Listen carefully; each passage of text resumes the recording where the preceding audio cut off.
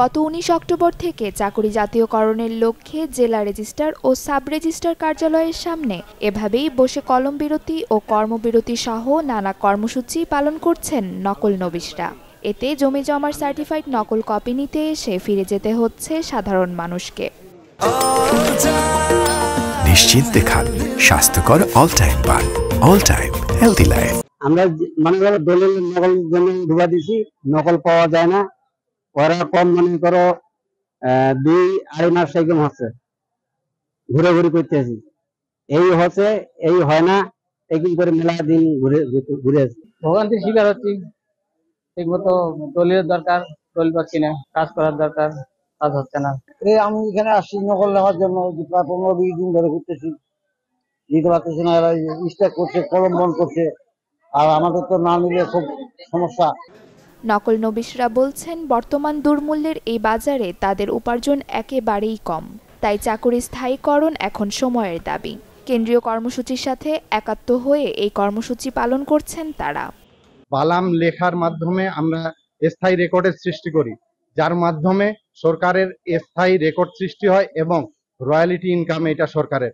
একজন নকল নবিশ কত বছর বাঁচবে? 60 বছর, 55 বছর, 60 বছর, 70 বছর, তারপরে একজন নকল নবিশ মরে যাবে। কিন্তু এই বালাম অক্ষয় থাকে যাবে। যতদিন পর্যন্ত বালাম অক্ষয় থাকবে ততদিন পর্যন্ত সরকারের আয়, রাজস্ব আয় প্রতিনিয়ত চলতে থাকবে। দাবি 1, দফা 1, নকল নবিশকে চাকরি দেয়। আজকে আমরা বাসায় যাই মুখ ফুটে বলতে পারি না আমার সন্তানদেরকে যে আমাদের আসলে একটা বেতন কত।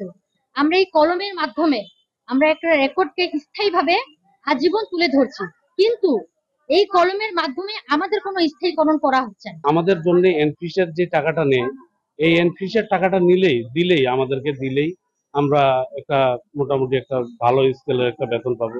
আমরা নকল নবিশ আছি সদরে 120 জন আমরা সবাই নাঙ্গা ভিকা। আমাদের মানে নিয়ে যায় একটা শ্রমিকও 500 টাকা দিন গেলে পায়, আমরা সেটাও পাই না। আমাদের দাবি দেওয়া পূরণ করা হবে, স্কেলভুক্ত করা হবে, ওই আশ্বাসে কিন্তু আমরা দীর্ঘদিন ধরে কাজ করে আসছি, কিন্তু এখন পর্যন্ত কোনো এর সুরা হয় নাই। আমরা আসলে খুব মানবত জীবনযাপন কাটাচ্ছি। আমাদের খুব শীঘ্রই যেন জাতীয়করণ করে দেওয়া হয়, এটা আমাদের সকল নকল নবিশের দাবি। 38 দিন হয়ে আসতেছে, এখনো পর্যন্ত কোনো সুরা হচ্ছে না। ঢাকাতে প্রেস ক্লাবে কমপ্লেক্সে আমারও অনশন চলতেছে আজকে রবিবার থেকে।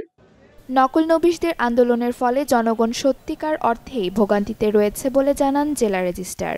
তবে আদালতের আদেশে বালাম ও ইন্ডেক্স সরবরাহ করা যাচ্ছে বলে জানান তিনি। ওরা ওদের অধিকার আদায়ের জন্য আন্দোলন করতেছে গোটা দেশব্যাপী। ওদের কারণে আমরা কিছু সার্ভিস দিতে পারতেছি না। সেটা হচ্ছে যে আমরা নকল সরবরাহ করতে পারতেছি না, সার্টিফাইড কপি আসলে আমরা সরবরাহ করতে পারতেছি না। তবে কোর্ট আমাদের কাছে যে বালাম গুলা তলব করতেছে, ইন্ডেক্স বই তলব করতেছে, আমরা এই সার্ভিসটা দিচ্ছি। জেলার 13টি উপজেলায় নকল নবিশ রয়েছেন 1404 জন, আর সারা দেশে 516টি সাব রেজিস্ট্রি কার্যালয়ে কর্মরত 16,245 জন নকল নবিশ, যারা সকলেই কর্মসূচি পালন করছেন। Desk report, channel 24।